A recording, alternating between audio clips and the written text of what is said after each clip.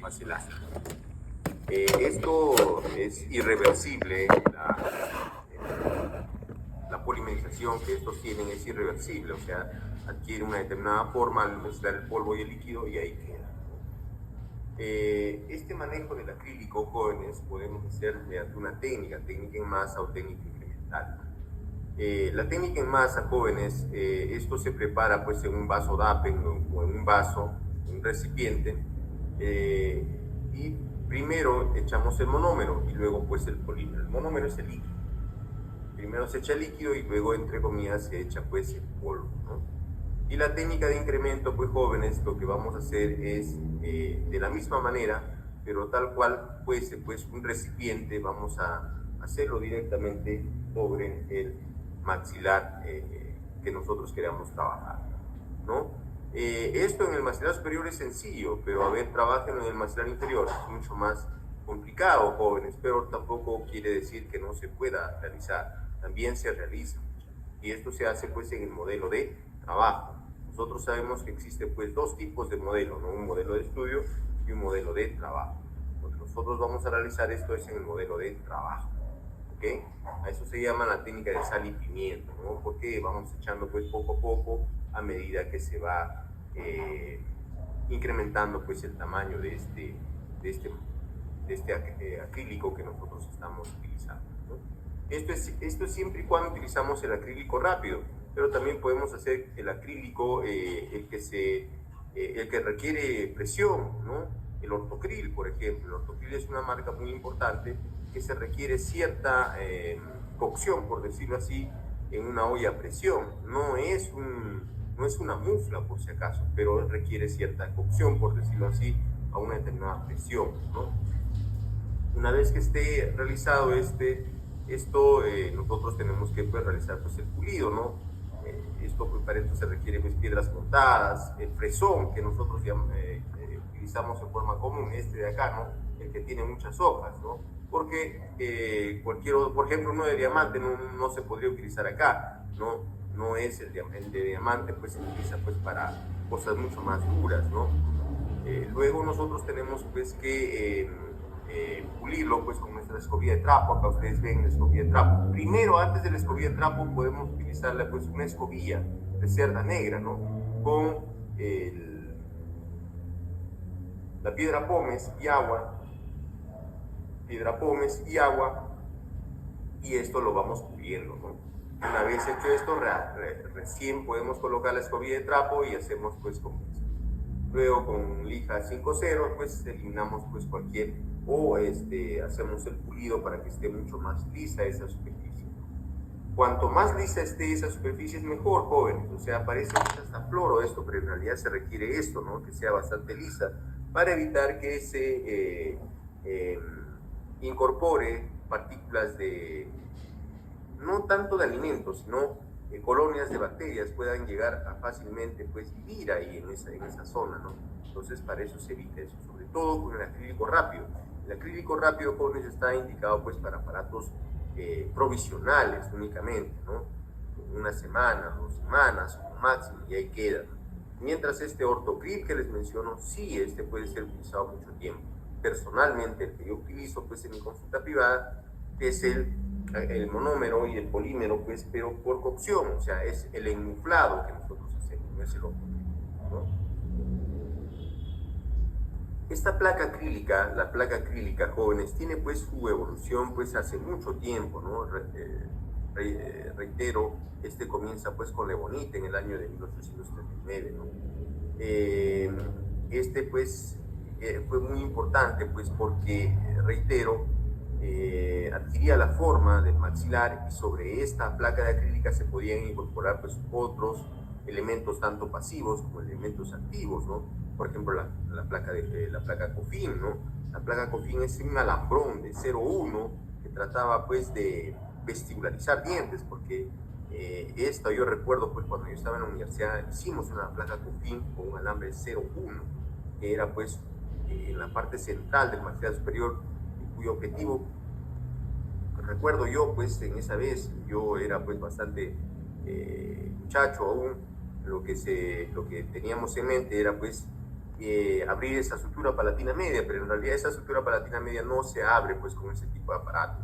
A lo mucho podría ser pues como una placa pues para tratar de inclinar o para tratar de mantener algunas piezas dentales en esa posición. Miren, ¿cuáles son las partes? Bueno, uno es la base de placa, o sea, el acrílico en sí, ¿no? Y los elementos de sujeción, ¿no? Los elementos de sujeción pues vienen a ser estos, por ejemplo, vean acá, ¿no? Esto viene a ser son los retenedores que nosotros utilizamos para que el acrílico se mantenga ahí, ¿no? Estos pueden ser resortes en bola, pueden ser alambres en flecha también, o este tipo que en realidad, uy, se me fue el nombre. Bueno, o sea, la función que tienen estos no es mover al diente, sino hacer pues que este acrílico se mantenga en su posición. Este tipo de retenedores de las piezas dentales nosotros lo vamos a hacer más adelante. Puedo incorporarle tornillos, sí, por ejemplo acá hay un tornillo de disyunción, un tornillo de expansión. Puedo colocar elementos pues activos, como en este caso vamos a utilizar pues la placa de Hawley, ¿no? O el gancho de tipo Hawley, ¿no? O podemos utilizar de repente un resorte cantilever. Puedo yo utilizar cualquiera de esos que se requiera en este caso. Vean ustedes, acá yo puedo incluso pues colocarle pues algo de manera pasiva. Sin embargo, pues es de mucha utilidad. Esta es una rejilla interceptora de hábitos, ¿no? Y puedo utilizar esto, por supuesto. ¿Qué indicaciones tiene? O sea, ¿qué movimientos puede realizar esta plaquita con estos resortes o con estos elementos activos que acabamos de mencionar? Tiene para hacer una configuración sagital, o sea, antero-posterior o incluso transversal. ¿Sagital qué? Por ejemplo, inclinar una pieza dentaria que está palatinizada. Puedo yo utilizar también una que está vestibularizada y llevarlo hacia atrás, por supuesto, también. O puedo hacer una configuración transversal. ¿Transversal qué quiere decir en este sentido, no? Transversal, ¿qué quiere decir? Para acá y para allá, ¿entienden? O al contrario, ¿entienden? Entonces yo puedo colocar acá un tornillo de expansión, un acrílico acá, cortado, obviamente todo el acrílico está acá, lo cortamos por en medio y el tornillo está en medio, y simplemente voy activando y esta lo va empujando hacia el lado derecho, hacia el lado izquierdo. Sobre todo se utiliza eso mucho en pacientes en dentición mixta para tratar de solucionar mordidas cruzadas, que es la principal indicación, ¿no? Y vean ustedes acá, ¿qué es lo que dice? Movimientos dentales menores. Sí, pues, movimientos dentales menores. Doctores, escuchen. A ver, vamos a hacer un gráfico acá. Imagínense que este es el diente, ¿ok? Ahí está.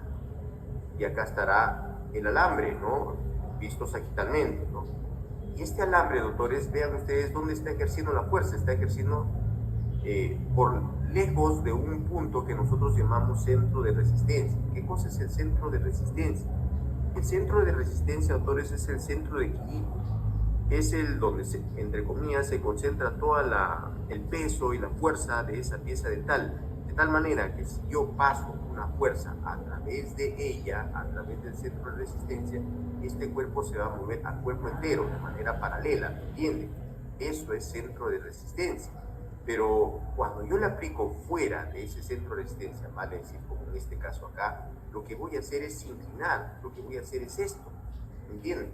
La corona se va para palatino, pero la raíz se va hacia vestibular, ¿entienden? Entonces, esto es lo que pueda pasar si en caso yo utilizo de manera desmesurada o sin tener un conocimiento previo de biomecánica sobre una pieza dental. ¿Me entendieron estos jóvenes?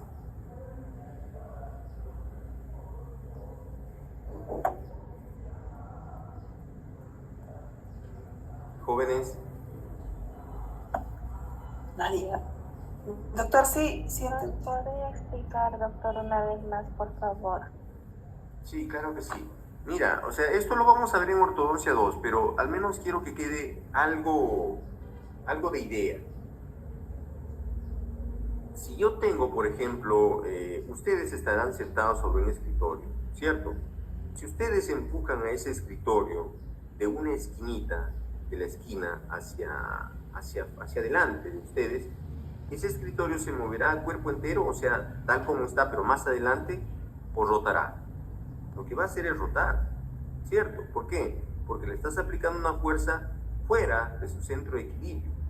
¿Qué cosa es centro de equilibrio entonces? Centro de equilibrio es un punto donde se concentra todo el peso, por decirlo así, de un cuerpo, por ejemplo, libre, un cuerpo libre, en este caso tu escritorio, aunque no está tan libre porque estamos con la fuerza de gravedad, ¿entiendes? Pero imaginémonos pues, que no existe la gravedad.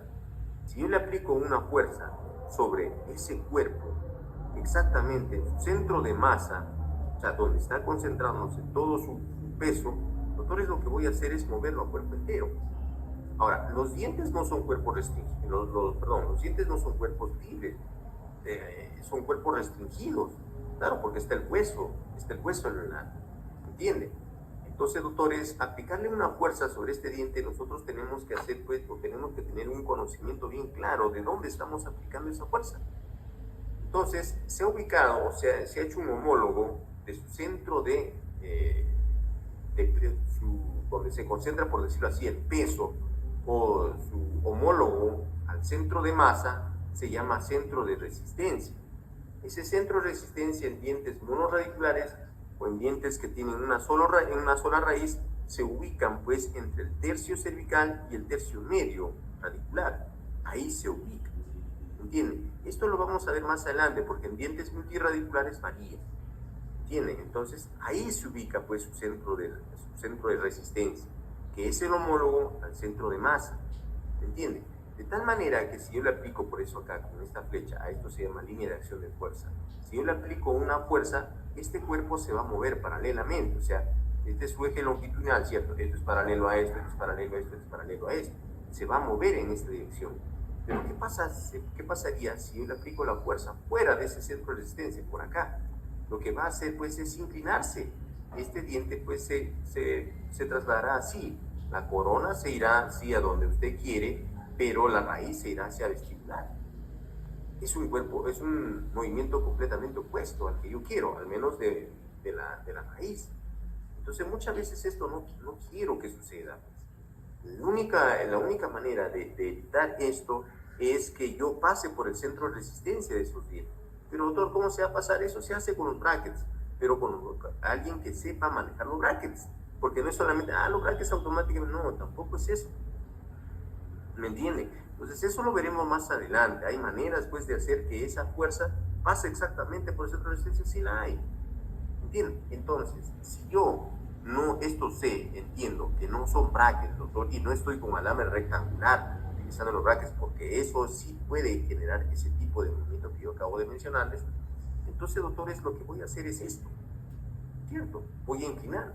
Sí, por eso dice que es únicamente para movimientos dentales menores, de inclinación. Por ejemplo, doctor? Cuando el diente está recurvo, vestibularizado, pues está así, ¿entiende? Yo le aplico esto, ahora sí lo puedo dejar de repente bien. ¿Me entienden ahora sí? Sí, doctor. Bien, ojalá. Pero generalmente este tipo de aparatos, doctores, se utiliza para retención y como mantenedores de espacio. Sí, doctores.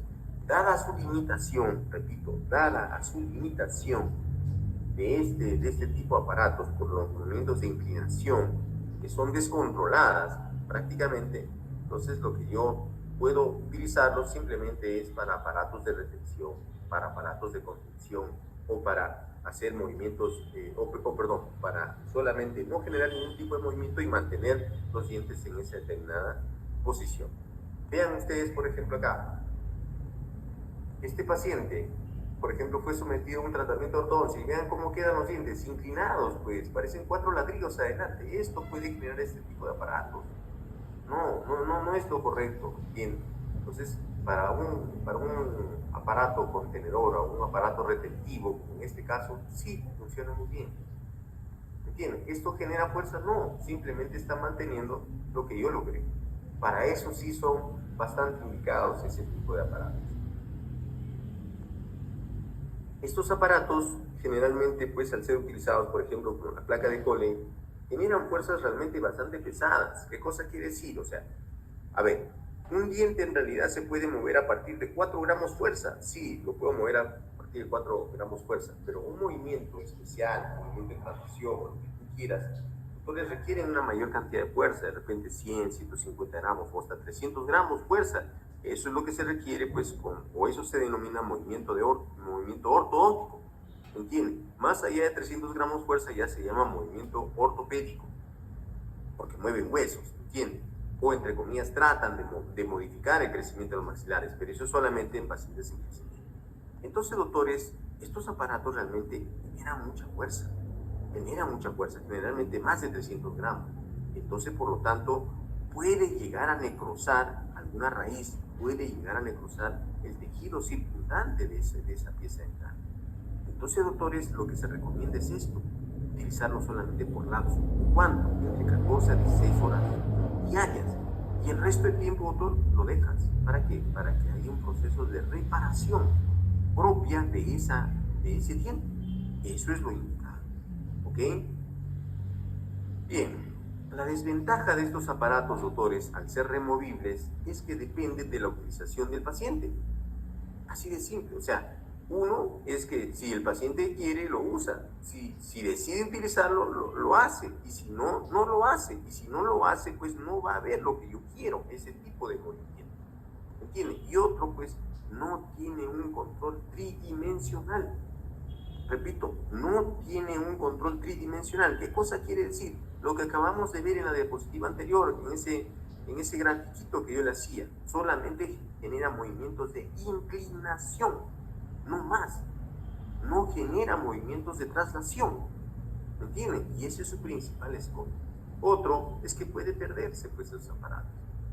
Bien, entonces, jóvenes, eso es esa manera muy somera, muy fugaz de repente de por qué o qué ventaja tiene o qué desventaja tienen este tipo de aparatos. El procedimiento, pues, es sencillo, jóvenes, dibujas, pues, en azul los elementos que son alambres, que pueden ser activos o que pueden ser pasivos, y en rojo donde va a ir, pues, el acrílico, ¿no? Esto es sencillo, joven, muchos quizás son técnicos acá, ¿no? Hay que humedecer, luego colocarle, pues, también hay que colocarle, pues, el aislante de acrílico, dejar secar. La superficie obviamente tiene que ser horizontal para que vayas colocando, puedes colocar de colores, etcétera. Esto ya es laboratorio, jóvenes, y con un bisturí vas cortando, pues, ¿no? El grosor sí de este tipo de placa debe ser máximo de 2 milímetros, más allá no es lo adecuado. Puede generar náuseas, puede generar, pues, malestar en el paciente, ¿no? Y esto es lo que le decía, el ortocril, por ejemplo, se hace, pues, en una olla a presión, ¿no? A una temperatura de 24 grados Celsius y a una presión de 30, ¿no? Entonces, para esto es especial, o sea, este es el ortocril, ¿no?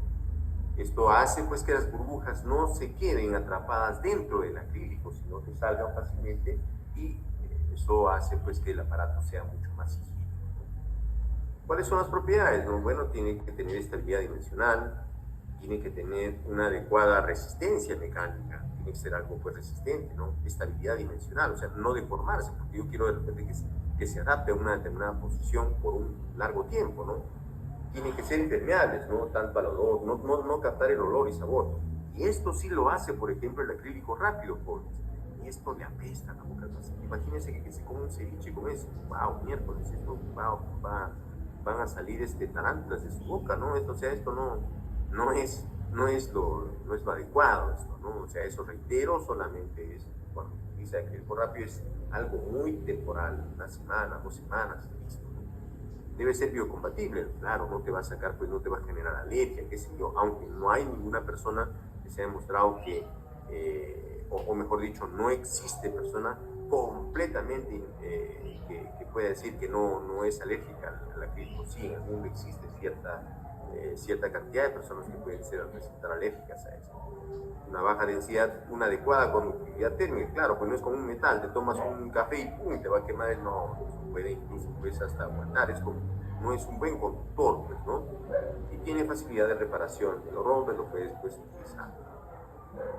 Los alambres en ortodoncia, jóvenes, son los elementos activos, ¿cierto? Y esto vamos a hacer una pequeña reseña histórica, jóvenes, de estos alambres.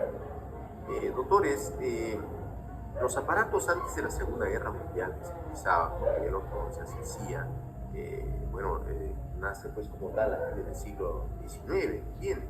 Nace pues como tal, como XI, entonces ya se hacían aparatos, por ejemplo, el de Anglia pues hacía estos aparatos. Generalmente estos los hacían los elementos activos con alambres, ¿cierto? Pero estos alambres eran de oro paladio, plata paladio, ¿entienden? Entonces estos alambres, los aparatos, obviamente al ser de ese tipo de materiales, eran recontra costosos, o sea, era pues solamente esto se hacía gente que tiene mucho abolengo, mucha capacidad económica, ¿entienden? Después de la Segunda Guerra Mundial, doctores, el mundo entró en recesión, así definitivamente drásticamente. Y entonces se introduce pues un material, en la actualidad este material hasta la actualidad se utiliza, y ese fue el acero inoxidable. Sin embargo, la diferencia entre el acero y la diferencia entre el oro en propiedades, por decirlo así, biomecánicas, el acero es mucho más rígido. El acero tiene un bajo módulo de elasticidad, ¿entiendes? No es elástico. El oro era algo más elástico, ¿entiendes? Entonces no fue tan bien recibido, por decirlo así. Sin embargo, hubieron diferentes aleaciones que se hicieron para tratar de evitar esa rigidez de sobremanera que tenía ¿no? ¿Entiende? Y ahí entra, pues, por ejemplo, el elgiloy, ¿no? Es el cromo cobalto, sí, es acero aún, pero pues se podría moldear incluso, ¿no? A cierta temperatura y de tal manera, pues, que este alambre podría tener ciertas mejores propiedades. Perdón.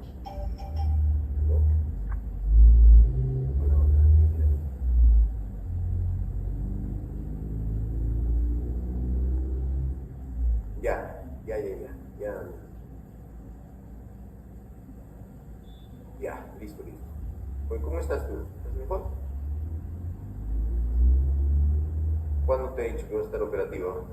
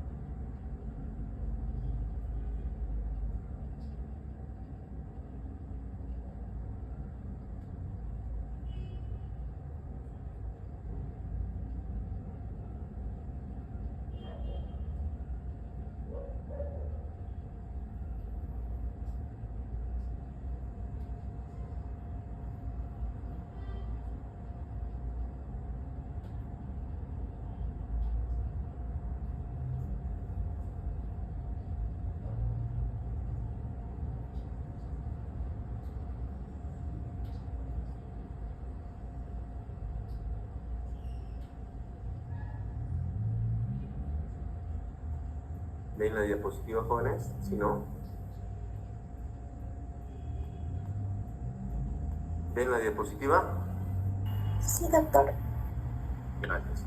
Entonces, el elgiloy fue pues un intermedio, por decirlo así, que trataba de que tenga ciertas propiedades. Yo conocí todavía ese famoso elgiloy, ¿no? Había verde, había rojo, y estos mejor dicho, se estabilizaban con el calor, ¿entienden? Tenía que estar, pues, le ponías cierta electricidad, por decirlo así, incluso los soldadores de punto tenían. Tú presionabas un ratito y ya supuestamente ya estaban listos para entrar en acción, para hacerlos más rígidos, estos alambres o no, ¿no? Entonces, de esto, pues, se utilizó el famoso Elchi, donde había rojo, verde, no los conocí más. Entonces, pero en la década del 60, autores, hubo una revolución. Los estadounidenses, o sea, la armada estadounidense, la naval específicamente, con el interés de crear antenas para las naves, tripuladas o no,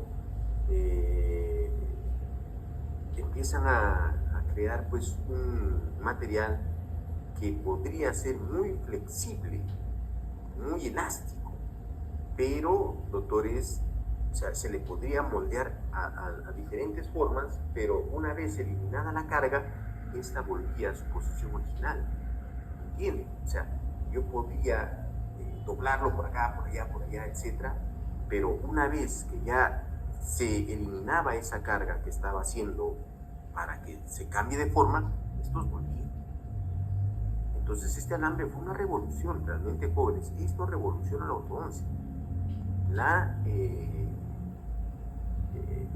La creación de este alambre niquinol, repito, no fue con fines de ortodoncia, sino que al ver esas propiedades, los ortodoncistas dijeron, ay, miércoles, ¿por qué no utilizamos en ortodoncia? Y sí, se utilizó, ¿entienden? Y hasta la actualidad lo utilizamos. Hasta la actualidad utilizamos ese alambre que se llama niquinol, ¿entienden? Claro, pues que ya hay otras, ahora vamos a hablar algo de eso. Y en la década del 80, autores, se genera otra aleación, el famoso beta-titanio. Ese alambre también es lo máximo. O sea, el niquinol, la ventaja era, pues, que en ciertas etapas del tratamiento de ortodoncia, doctores, era muy, muy sofisticado, muy, muy importante, pues, para el alineamiento y nivelación, pero era flexible. El acero era rígido, pero no había un intermedio entre recontra elástico y recontra rígido. Y este alambre lo supera todo, el famoso beta-titanio, TMA, el famoso TMA, ¿no? Generado por Baston y Goldberg, ¿no? Esto fue en la década del 80, y este alambre, doctores, es algo rígido y es algo flexible. Por ejemplo, en fase de cierre de espacios es lo máximo. Bien, sí, existe. Y acá están las propiedades que yo les decía, pues. Este es el límite plástico de todo alambre. O sea, yo puedo hacer lo que yo quiera acá con un alambre, doblarlo por acá, doblarlo por allá, etc. Por ejemplo, el acero tiene poca región plástica. Región plástica es cuando ya está deformado. ¿Entienden? Ya no va a volver a su posición. Y si yo sigo tratando de manipular ese alambre, voy a llegar a un límite que se llama límite de ruptura. ¿Entienden? De niños habremos jugado en un momento con un alambre, ¿no? Y en un momento se rompe, se calienta. Lo mismo también es en el alambre, en cualquier tipo de alambre. ¿Entienden? Y aquí podemos ver cuáles son las propiedades de esos alambres. Vean ustedes el límite es igualito a esto, ¿eh? Vean ustedes.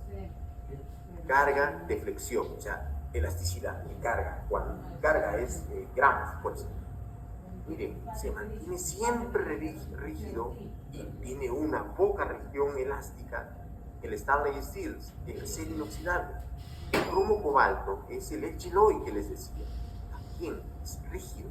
El TMA es un intermedio. Pero vean ustedes al niquinol, al martensítico, al austenítico. Eso se llama niquinol martensítico y austenítico. ¿Entienden? El martensítico, pues, es el antiguo, ¿no? O sea, imagínense, doctores, una liga, esas que ustedes lo utilizan en el colegio, las chicas, o que lo utilizan, pues, en las niñas nylon, ¿no? Entonces, jalen ese elástico. 20 centímetros, suelten en un lado, ¿no? Sí, con cierta fuerza. A ver, estírenos 60 centímetros, un metro, ¿cómo va a volver? ¡Plof! Va a destrozar el dedo, o te va a hacer doler en todo caso, ¿cierto? Te va a hacer doler. ¿entiende? Es igualito al nitinol.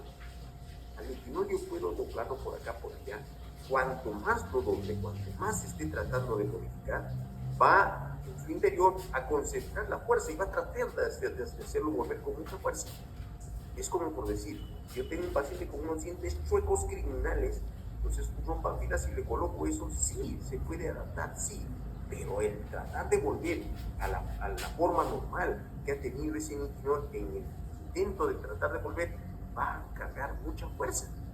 Y los dientes no están adaptados a soportar tanta fuerza, los puedo necrosar. ¿Me entienden? Entonces, doctores, ese nitinol, entonces hay que utilizarlo a muy delgadito para que genere menos fuerza, sí. Pero si, doctor, igual le tienen dientes recontrachuecos, entonces aquí lo que utilizamos se inventó y a otro se le añadió cobre al nitinol. El austenítico.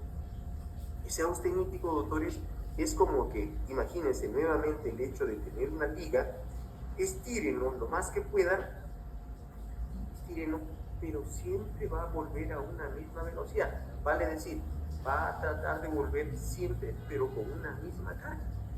¿Me entienden? Y eso es lo adecuado, claro, ya no te genera necrosis. ¿Me entienden? En ese tipo de materiales está. Incluso hay otros que le añadieron cobre.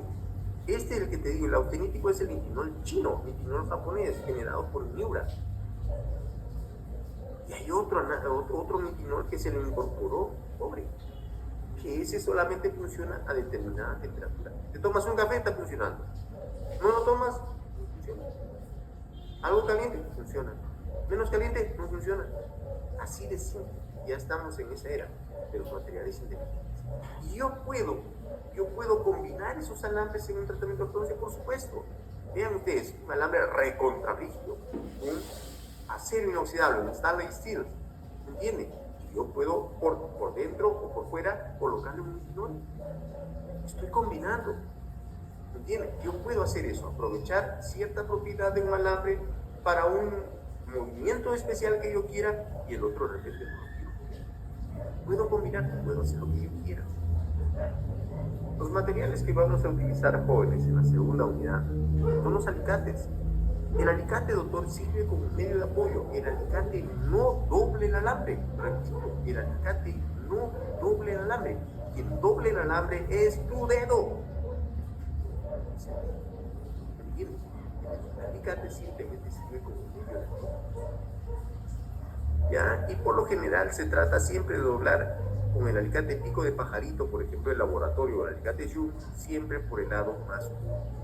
Siempre colocarlo a medio milímetro antes del doblez, porque el doblez consume alambre. Repito, el doblez consume alambre. Si lo pones exactamente, se va a pasar. Siempre se coloca medio milímetro antes. ¿Ya? Listo. Pues si vamos a hacer un montón de prácticas de esto, jóvenes, ¿no? Y el aparato de Foley, esto lo vamos a ver en prácticas, muchachos, cuando ya nosotros veamos. ¿Alguna pregunta, jóvenes? Doctor, buenos días. Hola, Cintia. Doctor, en este caso, entonces, digamos, un paciente que empiece a tratarse de un paciente con dentición mixta, ¿este alambre se puede utilizar o no? Mira, a ver, te explico. Un tratamiento de ortodoncia tiene 3 fases bien marcadas. Una fase de alineamiento, nivelación, que es básicamente alinear los dientes chuecos, ¿entiendes? Una fase de cierre de espacios, si es que lo hubiese, y otra fase de acabado e intercuspidación. Esas 3 fases, mételas a tu cabeza. En la fase de alineamiento, nivelación, señorita, se requiere mucha flexibilidad, mucha elasticidad del alambre. ¿Por qué? Porque están recontra chuecos, pues no le vas a poner uno rígido, no podrías hacer eso. Entonces, en esta etapa se sugiere la utilización de estos alambres bastante flexibles, los nitinoles. ¿Entienden? Ahí se utiliza eso. Cuando ya terminaste de alinear y nivelar, muchas veces quedan espacios de extracción en algunos casos, o hay espacios que hay por cerrar, entonces se utiliza pues un alambre rígido. Puedes utilizar un TMA o que por lo general se utiliza un acero inoxidable con otro aditamento que puede ser pues un resorte, qué sé yo. Una vez que usted haga su cierre de espacios, ya empieza simplemente a dar detalles a la posición de los dientes.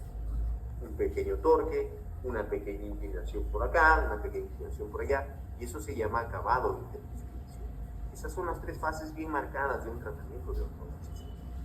Entonces, para cada fase puede ser utilizado un alambre, pero por ejemplo, usted veía en la fase inicial, en un caso que yo estaba tratando hace muchos años, se combinó, ¿no?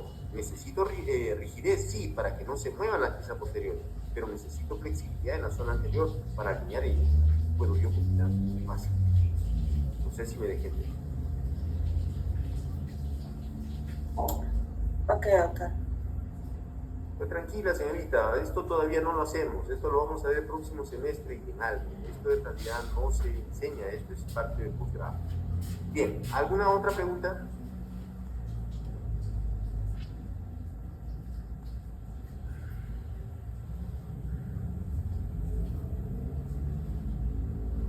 Jóvenes, no se preocupen, las clases las voy a subir.